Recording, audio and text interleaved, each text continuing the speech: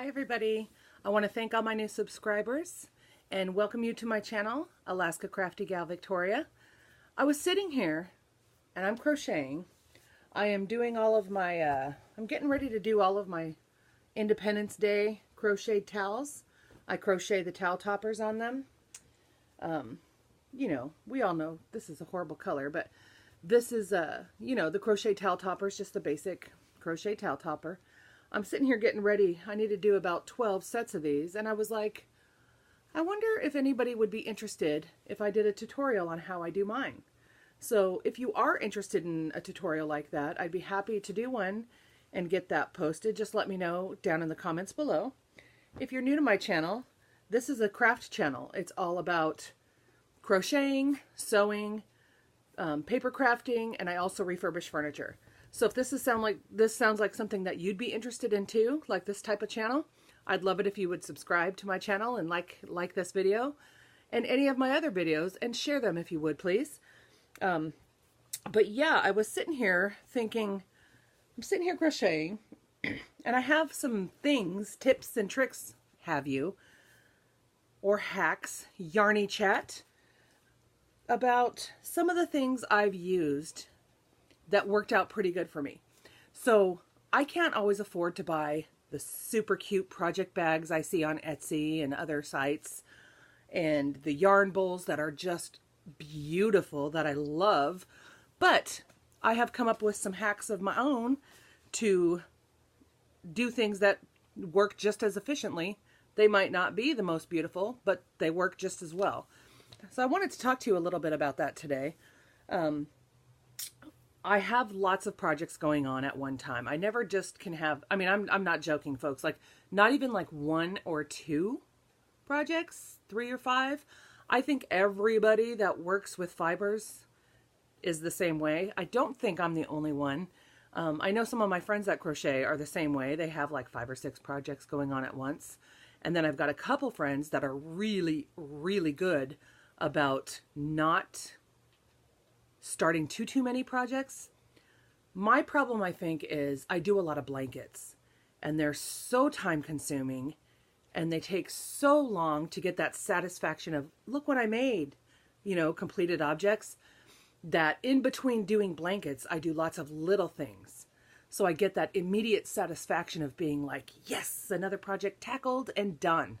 So hence, first topic up for discussion. I love all the super adorable, cute project bags, and I am new to sewing, so I think I'll maybe attempt to sew a few. But in the meantime, I went to my local charity shop and I picked up some diaper bags. I mean, great shape. They look brand new. And I mean, if you really wanted to, if you find one with these types of knobs in them, you could put your yarn right through there and have your project in the bag, you know, your yarn skeins in the bag while you work. I loved this one because it was brand new. And what I loved about it is it came with this little pouch. So I keep my hooks or the type of pattern I'm using, whatever, up in this, and it just is attached to the bag. This currently is, I don't even know if I want to show you guys because you'll probably be like, ooh, that's hideous. But it's just a scrappy blanket using up little balls, tiny little balls of yarn that I have left over from other projects. So it's nothing special. It's just every row is a different stitch and it's just working up that way. Whatever color I am done with and I have just a little tiny bit left, it goes into this. And what's great is, like I said, I keep the pattern, like what I'm doing, scrappy blanket, what size hook I'm using. On this one, I'm using my J hook, my 6mm. And I mean, I think this cost me $1. You know what I mean? It's got little pockets on the sides. Works great. It's a great project bag. So that's what I do. I've got tons of these sitting around. Ask my husband. He'll tell you. But you know, I picked up another one. It was during the Halloween trick-or-treat bag, just a little one of those, it's like those plasticky reusable grocery shopping type bags. Yeah, that's another one. In this bag I've got granny squares, and this is going to be for one of my sisters. It was Kath Kidston inspired.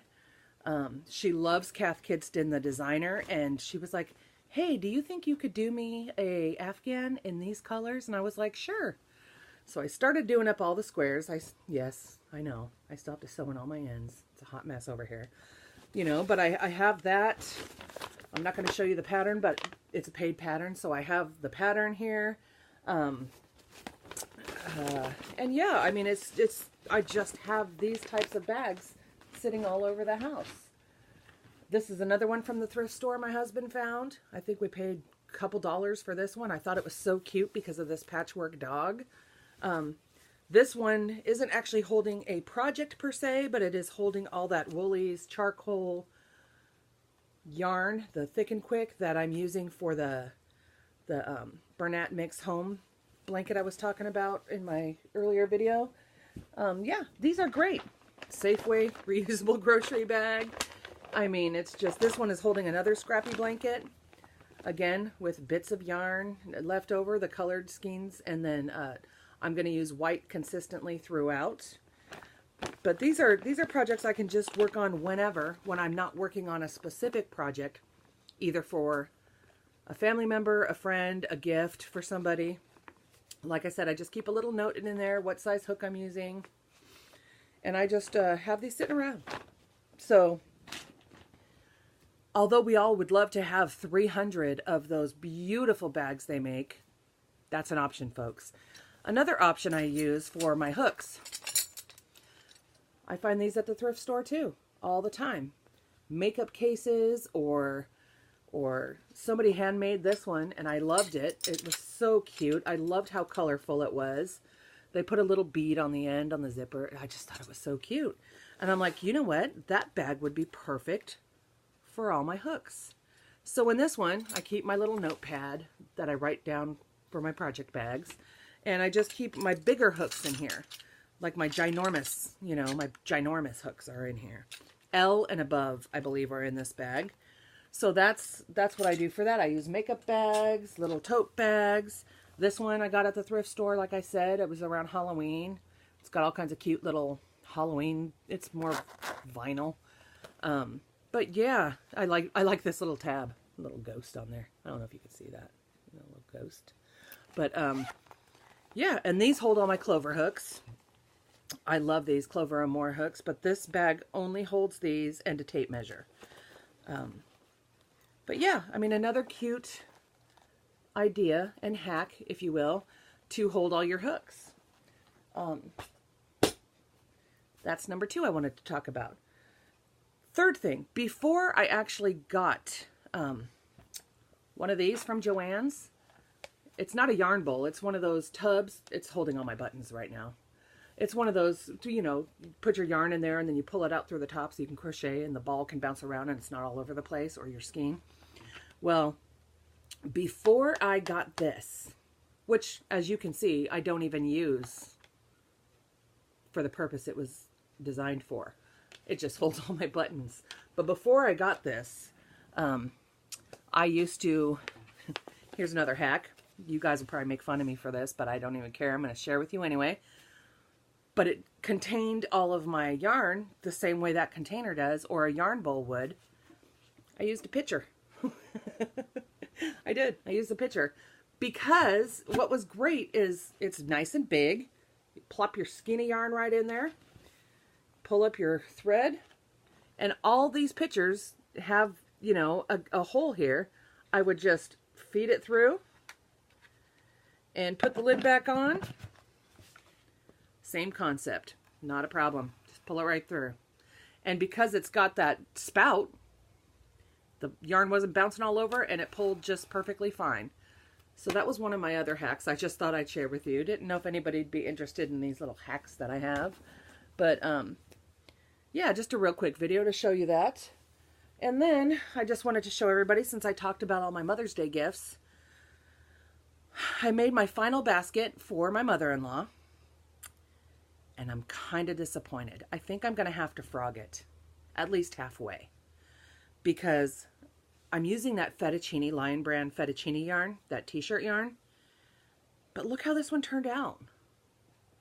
She loves the Oregon ducks. But this one, even though it's the same kind of, look at, it's got a waist. Bloop. What is happening? So I don't love it. I don't love it. It's like, I know a lot of it could be tension too. Some days, you know, you're stronger, weaker, whatever. But this is so flimsy and floppy. And I'm not sure how to, you know, keep it in its shape like it should be. This one, I love it. This green one, I love it. But I think I'm going to frog this. I got to get a move on. I should probably do it tonight because Mother's Day is next Sunday. But I think I'm going to take this yellow out and see if I have another one that's a little bit more durable. If I don't, you know, and I think the thing is too, this is a lot more stretchy. It is. It's a lot more. So I think I will frog this yellow bit because I don't know what else to do. I thought about using like that fabric stuff that stiffens fabric, what's called stiffy or something like that. I think I will look into that and see if that would be something that would work on t-shirt yarn. I'm not sure, and this is just, yeah, I hate it. I do. I have to be honest. I hate it. I don't like this yellow's texture. Well, the texture, I don't care, but it's the floppiness of it. Either I'll double up on this yellow to make it more firm, or I'll just frog it. Super disappointing, but I want to get this done. I was so proud because I got it done the other night, and then I was like, and it looked good. At first, it was like normal basket, round, looked great. Then the next morning, I got up, and it was sitting on my coffee table here in the living room, and I'm like, what happened to my basket? It looks so sad. So, yeah, finished object, but not a finished object, if you know what I'm saying. So anyway, just a short video today. Like I said, I just wanted to talk about some of those hacks that I came up with, and eventually I'll get a beautiful yarn bowl. I love them. I think they're fantastic. But in the meantime, my picture works. Or if I have a really small little ball of yarn, I just put it through in a coffee mug, and then I put the thread, or I keep calling it the thread. I keep putting the yarn like through the handle of the coffee mug, and then I just go about my business. So, yeah, but just wanted to talk about my bags, my hacks for the yarn bowl, and what I was working on. Working on all these kitchen towels. And like I said, if you're interested in watching a tutorial or anything like that on how I do mine, just let me know. All right. Don't forget to like and subscribe and share this page with anybody crafty you think would enjoy this type of channel. Also, I'd really love it if you'd hit that bell icon as well. That way you'll get notified every time I post a new video. Until next time, folks, AlaskaCraftyGalVictoria here. Bye-bye.